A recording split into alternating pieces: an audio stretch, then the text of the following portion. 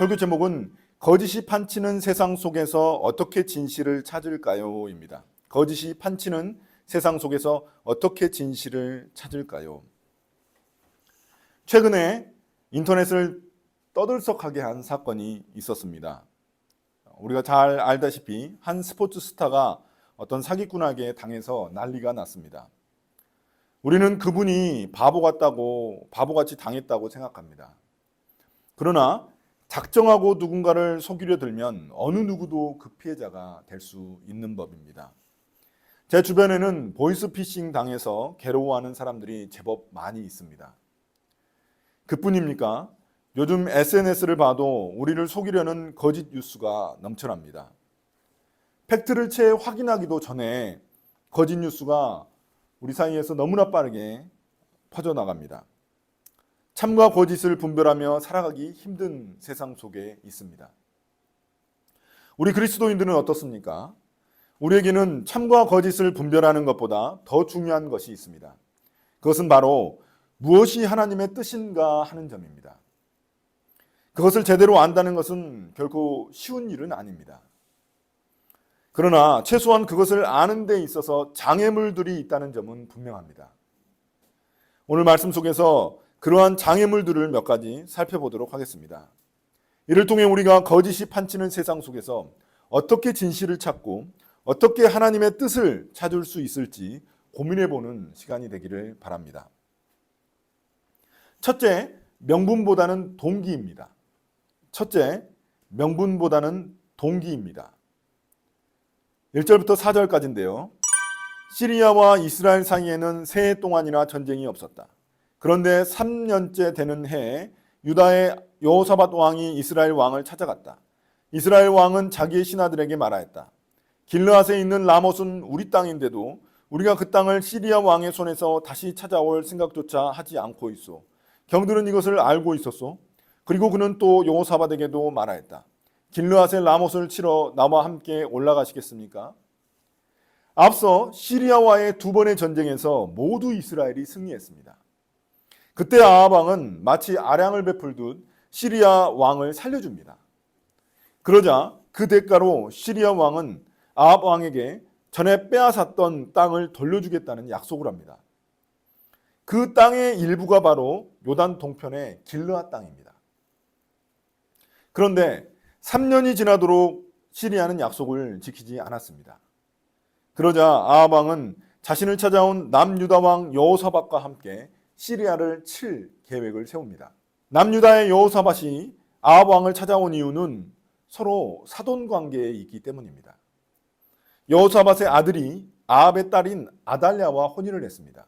그래서 남북에 원래 전쟁이 자주 일어났지만 이 기간 동안에는 전쟁이 일어나지 않고 있었습니다.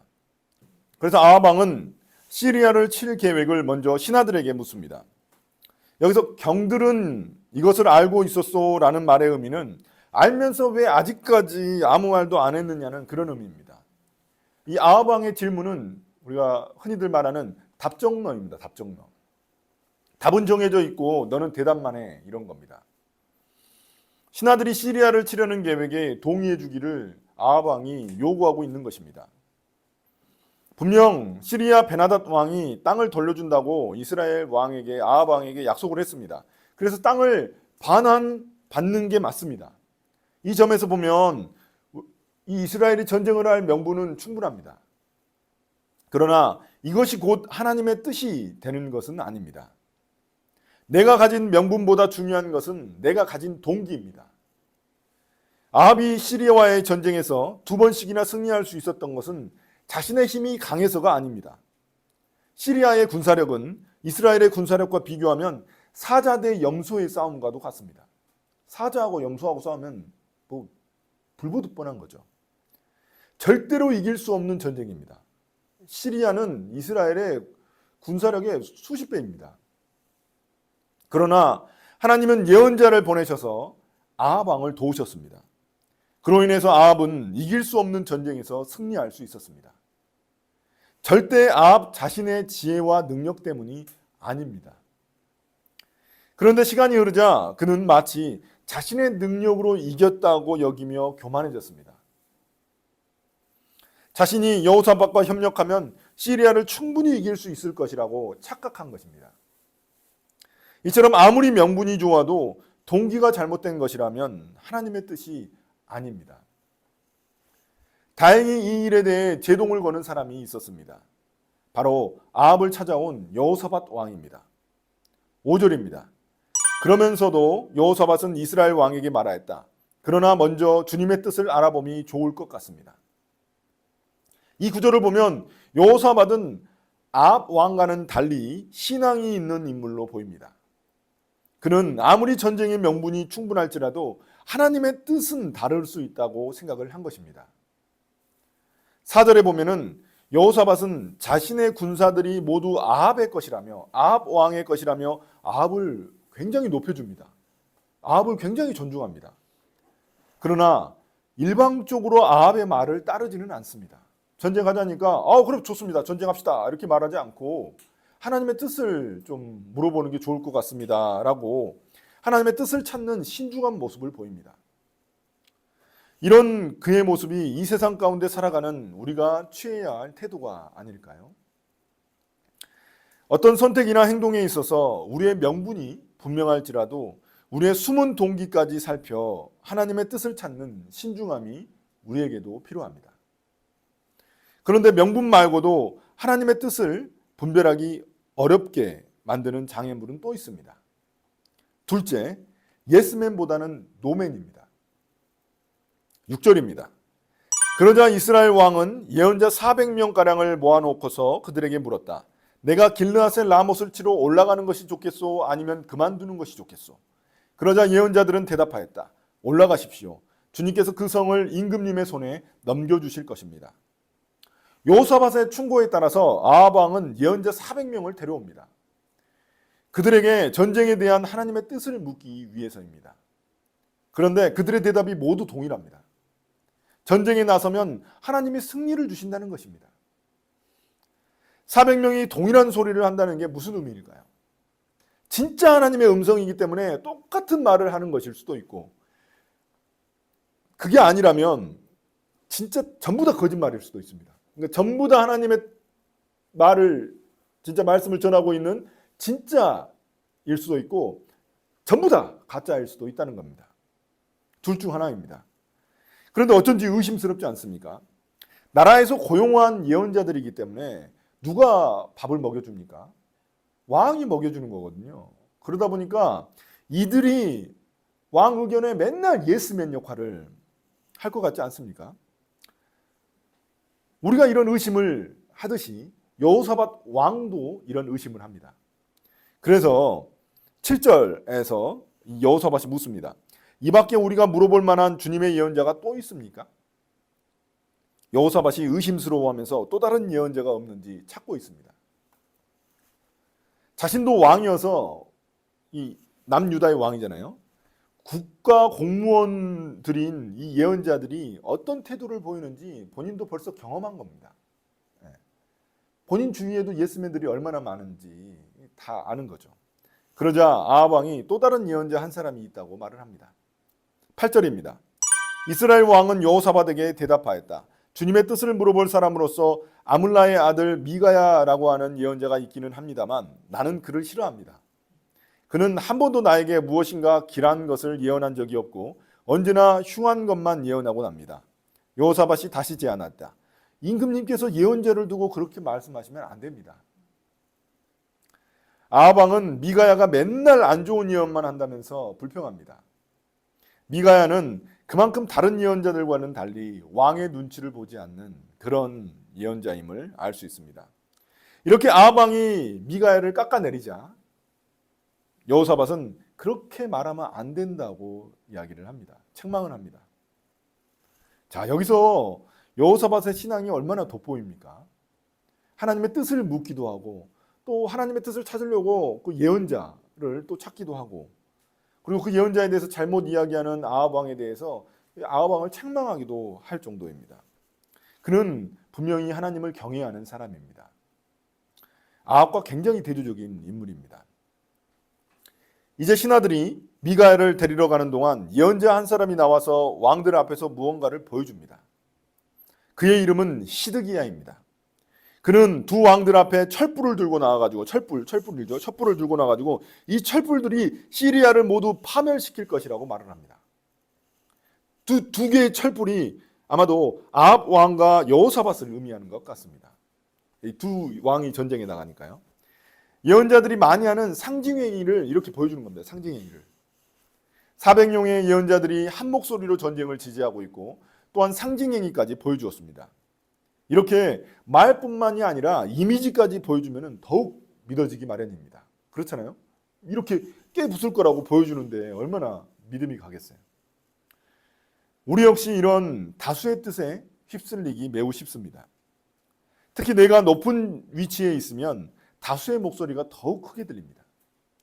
왜냐하면 내가 듣고 싶어하는 말을 주변에서 다 해주기 때문입니다.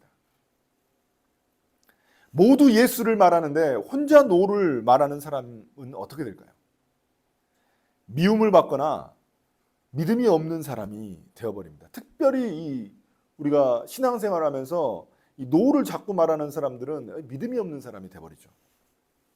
그렇게 시간이 흐르면 주변에 대부분 예스맨들밖에 없습니다. 예스맨들밖에 없어요. 교회에도 그렇죠. 막 긍정적인 말만 하는 사람들밖에 없죠. 정치 지도자들과 종교 지도자들이 망하게 되는 이유도 여기에 있습니다. 주변에 예스맨들만 남아가지고 팩트와 현실을 제대로 보지 못하게 만드는 것입니다. 그런데 예스맨들과 달리 그렇지 않은 예언자가 한 사람이 있습니다. 13절, 14절입니다. 미가야를 데리러 간 신하가 미가야에게 말하였다. 이것 보시오. 다른 예언자들이 모두 한결같이 왕의 승리를 예언하였으니 예언자께서도 그들이 한 것 같이 왕의 승리를 예언하는 것이 좋을 것이요. 미가야가 대답하였다. 주님께서 살아계심을 두고 맹세하지만 나는 다만 주님께서 말씀하신 것만을 말하겠습니다. 신하가 미가야에게 어떻게 말하고 있습니까? 좋은 게 좋은 거니까 그냥 똑같이 예언하라는 겁니다. 다수의 의견이 정해졌으니까 그것에 따르라고 하는 일종의 압박입니다. 왕의 생각이 이미 정해졌으니까 혼자 딴 얘기해가지고 분위기 해치지 말라는 것입니다. 우리도 종종 이런 압박을 느낄 때가 있습니다. 그러나 미가야는 그의 요청을 거부합니다. 그에게는 다수의 압박도 자신의 손해도 중요한 게 아니기 때문입니다. 그에게 있어서 가장 중요한 것은 하나님의 뜻이 무엇인가 하는 것입니다. 세상 속에서 우리의 모습은 또 어떻습니까? 어디서든 예스맨으로 살아가고 있지는 않습니까? 이런 신앙인들이 더욱더 예스맨처럼 살아가게 될 그런 가능성이 높죠. 아니면 하나님께는 예스맨, 세상의 거짓에 대해서는 노맨으로 살아가고 있습니까? 물론 우리가 이 세상 가운데 노맨으로 살아가는 게 쉬운 일이 아닙니다. 그만한 각오와 또 대가 지불이 필요합니다. 노맨은 사람들이 좋아하지 않기 때문에 외로워지기도 쉽고 손해도 감수해야만 합니다. 지금까지 우리는 하나님의 뜻을 따르기 위해 명분보다는 동기, 예스맨보다는 노맨을 추구해야 함을 알게 되었습니다. 그런데 하나님의 뜻을 깨닫는 데 있어서 또 한 가지 방해물이 있습니다. 셋째, 듣기 좋은 말보다는 불편한 말입니다. 15절입니다. 그가 왕 앞에 나아가니 왕이 그에게 물었다. 미가야는 대답하시오. 우리가 길르앗의 라못을 치러 올라가는 것이 좋겠소? 아니면 그만두는 것이 좋겠소? 미가야가 대답하였다. 올라가십시오. 승리는 임금님의 것입니다. 주님께서 그곳을 왕의 손에 넘겨주실 것입니다. 아합 왕 앞에 불려나온 미가야가 놀랍게도 다른 400명의 예언자들과 똑같은 말을 합니다. 분명히 하나님의 말씀만 전하겠다고 했는데 왜 이러는 것일까요? 미가야는 아합 왕과 400명의 예언자들을 조롱하고 싶었던 것입니다. 너희들이 듣고 싶은 말이 이거지? 그래. 전쟁에서 승리한다고? 그래, 그럼 내가 그 말 해줄게. 그럼 그렇게 해줄게. 이렇게 한 것입니다. 어차피 귀를 닫고 듣는 사람들에게 이 말을 해봤자 뭐 소용이 없으니까 그냥 이렇게 말해주는 거죠. 그런데 아합 왕은 미가야가 거짓말하는 줄 알아챕니다. 참 특이하게도 알아채요. 그리고 곧 진실을 말하라고 막 다그칩니다. 미가야를. 왜냐하면 평소에 미가야의 태도가 아니었기 때문입니다. 맨날 노맨을 하다가 갑자기 예스맨을 하니까 이거 아니라고 생각한 거죠. 그제서야 미가야는 진짜 하나님의 말씀을 전달합니다. 자, 17절입니다. 미가야가 대답하였다. 내가 보니 온 이스라엘이 이산저산에 흩어져 있습니다. 마치 목자 없는 양떼와 같습니다. 나 주가 말한다. 이들에게는 인도자가 없다. 제각기 집으로 평안히 돌아가게 하여라 하십니다. 여기서 목자는 아합 왕이고 양떼는 백성들입니다. 전쟁에 나가게 되면 아합 왕은 죽고 백성들은 흩어질 것을 암시하는 말입니다. 그러니 아합 왕이 뭐라고 합니까? 18절에 보시면 여호사밧 왕에게 내가 그렇게 말할 거라고 하지 않았습니까? 미가야는 그런 사람입니다. 맨날 막 이렇게 이야기를 합니다. 거짓말하면 거짓말한다고 뭐라고 하고 참말로 말하면 참말한다고 또 뭐라고 합니다. 이게 바로 아합 왕과 같은 사람들의 특징입니다. 그들은 참말인지 거짓말인지가 중요한 게 아닙니다. 단지 듣고 싶은 말을 하느냐 마느냐가 중요한 것입니다. 이런 아합 왕의 반응에 대해 미가야는 그 근거를 좀 더 분명히 제시합니다. 그가 말하는 근거는 시드기야가 보여준 철불쇼, 철불로 이렇게 막 다 부수는 것, 철불쇼가 하고는 차원이 다릅니다. 19절부터 23절입니다. 조금 긴데요. 미가야가 말을 계속하였다. 그러므로 이제는 주님의 말씀을 들으십시오. 내가 보니 주님께서 보좌에 앉으시고 그 좌우 옆에는 하늘의 모든 군대가 둘러서 있는데 주님께서 물으십니다. 누가 아합을 깨어내어서 그로 길르앗의 라못으로 올라가서 죽게 하겠느냐. 그러자 그들은 이렇게 하자 또는 저렇게 하자 하며 저마다 자기의 의견을 말하는데 한 영이 주님 앞에 나서서 말합니다. 제가 가서 그를 깨어내겠습니다. 그러자 주님께서는 그에게 물으십니다. 그를 어떻게 깨어내겠느냐. 그러자 그는 대답합니다. 제가 거짓말하는 영이 되어 아합의 모든 예언자들의 입에 들어가서 그들이 모두 거짓말을 하도록 시키겠습니다. 그러자 주님께서 말씀하십니다. 네가 그를 깨어라. 틀림없이 성공할 것이다. 가서 곧 그렇게 하여라. 그러므로 이제 보십시오. 주님께서 거짓말하는 영을 여기에 있는 임금님의 예언자들의 입에 들어가게 하셨으니 주님께서는 임금님께 이미 재앙을 선언하신 것입니다. 와, 놀랍지 않습니까? 놀랍게도 미가야는 환상 가운데 하늘에서 하나님과 천사들이 회의하고 있는 장면을 보게 됩니다. 하늘까지 올라가 하늘에 있는 그 하나님과 천사들이 회의하는 장면을 보는 거예요. 그 회의의 안건이 뭐냐면 아합을 어떻게 꼬실 것인가. 그래서 아합을 어떻게 전쟁터로 보내가지고 그를 죽게 할 것인가 라는 겁니다. 그러자 한 영이 나서서 예언자들 입에 들어가가지고 거짓 예언을 하도록 만들겠다는 겁니다. 여기서 한 영이란 문맥을 잘 읽어보시면 천사들 중 하나를 의미합니다. 하나님은 그가 반드시 성공할 것이라면서 격려까지 해주십니다. 이런 미가야의 이야기는 어떤 겁니까? 400명의 예언자들이 한 예언이 모두 거짓이라는 그런 의미입니다. 오직 자신만이 진짜 하나님의 뜻을 전하고 있다는 그런 의미입니다. 이 순간 미가야는 400명을 적으로 돌린 겁니다. 마치 450명의 바알 예언자들과 대결을 벌인 엘리야와 비슷합니다. 그는 거짓 예언자들과 누구의 하나님이 진짜 하나님인지 대결을 하고 있는 것입니다. 거짓 예언자들 400명한테 그 말한 사람이 하나님인지 아니면 미가야한테 한 말씀을 하신 사람이 바로 하나님인지 대결을 하고 있는 거죠. 그의 이름, 미가야의 이름의 의미도 엘리야랑 비슷합니다. 엘리야가 뭐예요? 여호와가 나의 하나님이시다. 그런 의미인데 미가야의 이름의 의미는 누가 여호와와 같은가입니다. 누가 여호와와 같은가. 그런데 이 이야기는 굉장히 독특합니다. 미가야의 이야기에 따르면 거짓 예언자들은 하나님의 뜻을 행하는 사람들입니다. 여러분 생각해 보십시오. 거짓 예언자들 입에다가 거짓 영을 거짓 천사가 이게 들어가게 된 게 어떻게 되는 거예요? 이게 하나님의 뜻이거든요. 하나님이 그렇게 계획하셨잖아요. 그러니까 거짓말을 하도록 하나님이 시킨 겁니다. 반면에 그들을 고발하는 미가야는 하나님의 뜻을 방해하는 사람이 되어버립니다. 그렇잖아요. 하나님의 뜻이 아합 왕을 속이는 것이라면 미가야는 최소한 입을 닫고 있었어야죠. 왜냐하면 400명이 그렇게 아합 왕을 속이도록 내버려 둬야죠. 입을 닫아야죠. 그런데도 미가야는 하나님의 뜻을 아합 왕에게 모두 드러내고 있습니다. 그럼 하나님의 진짜 의도는 무엇일까요? 하나님은 미가야를 통해 아합 왕에게 또다시 기회를 주신 것입니다. 또한 옆에 여호사밧이라는 신앙 좋은 사람이 있습니다. 그가 옆에서 듣고 아합 왕을 제지할 수도 있습니다. 아이고 내가 들어봤더니 이거 미가야의 말이 하나님의 진짜 말씀입니다. 이거 다 거짓 예언자고 여기가 참 예언자입니다. 라고 분별해 줄 수 있는 그런 여호사밧 왕이 있습니다. 그런데 일은 그렇게 흘러가지 않습니다. 24절부터 28절입니다. 그러자 그나아나의 아들 시드기야가 다가와서 미가야의 뺨을 치면서 말하였다. 주님의 영이 어떻게 나를 떠나 너에게로 건너가서 말씀하시더냐. 미가야가 대답하였다. 네가 골방으로 들어가서 숨는 바로 그날에 너는 모든 것을 알게 될 것이다. 이스라엘 왕은 명령하였다.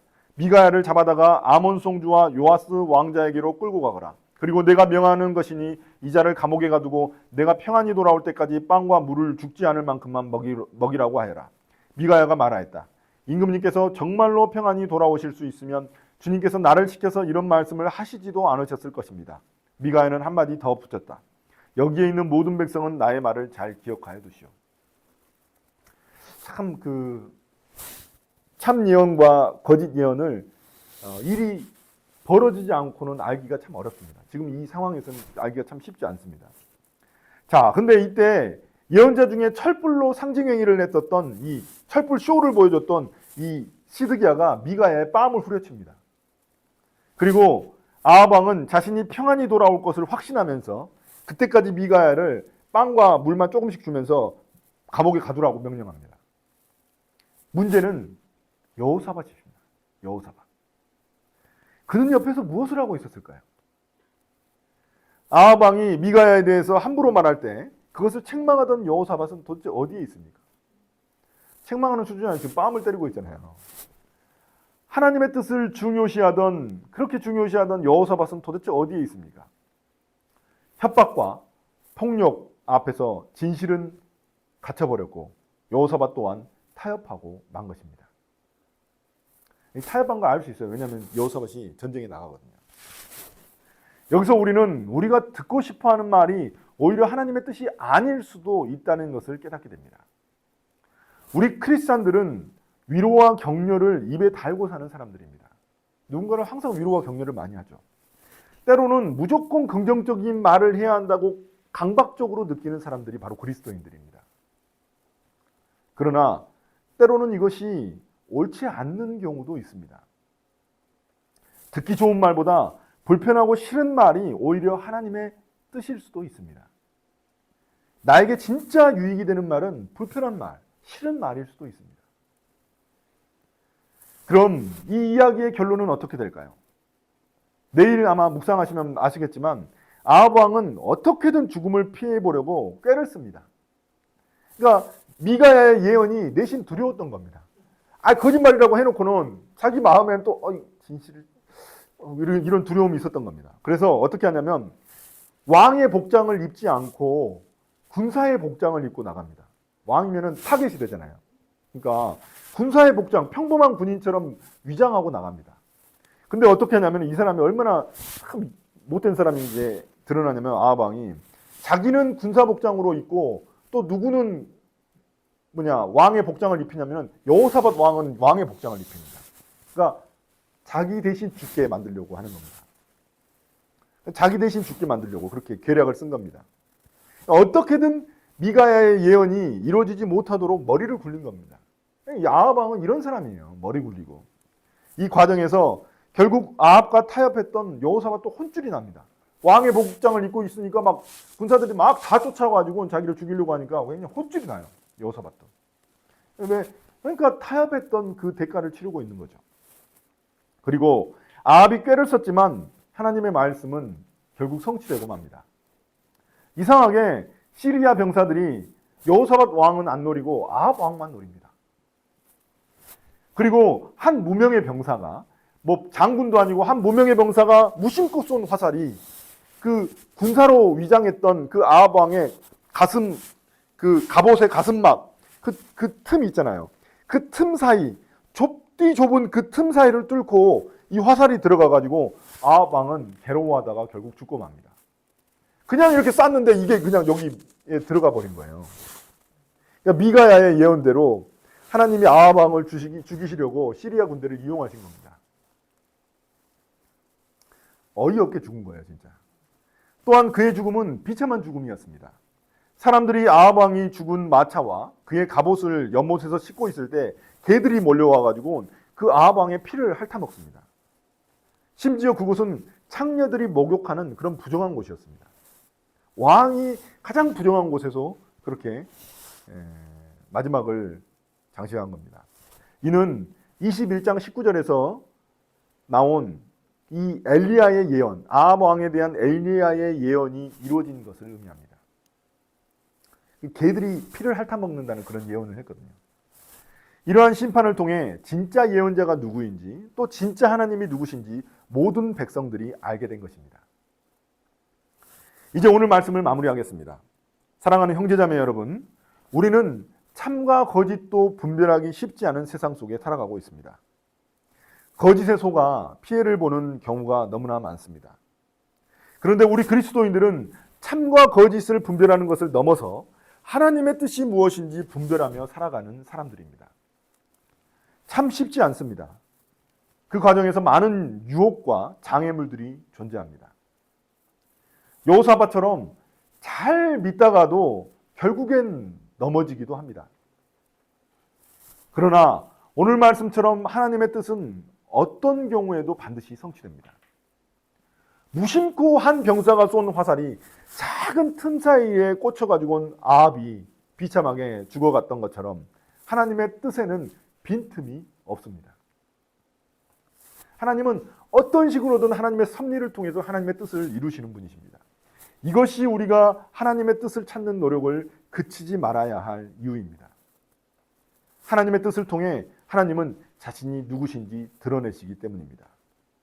그럼 이 시간 나를 향한 하나님의 뜻은 무엇입니까?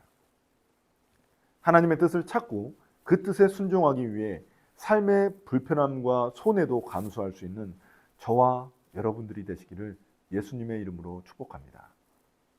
아멘.